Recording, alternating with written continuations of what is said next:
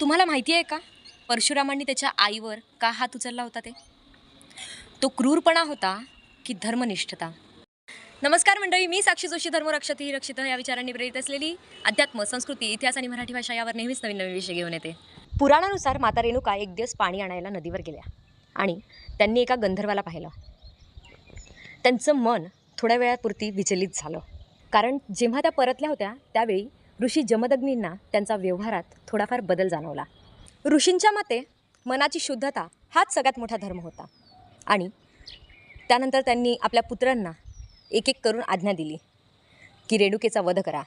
एकामागे एक सर्व पुत्रांनी नकार दिला, पण परशुराम वडिलांची आज्ञा म्हणजे धर्मपालन. त्यांनी कठोर मन करून आईवर वार केला. पण कथा इथेच संपत नव्हती. आज्ञाचे पालन केले म्हणून ऋषी जमदग्नी परशुरामांवर प्रसन्न झाले आणि त्यांना एक वर मागायला सांगितला. त्या वरमध्ये त्यांनी काय मागितले हे तुम्हाला माहिती आहे का? आईला पुन्हा जीवनदान मिळावे आणि भावांना पूर्ववत जीवन. म्हणजे ही कथा क्रूरतेची नव्हतीच. ही कथा होती कर्तव्याची, आज्ञा पालनाची आणि त्यागाची.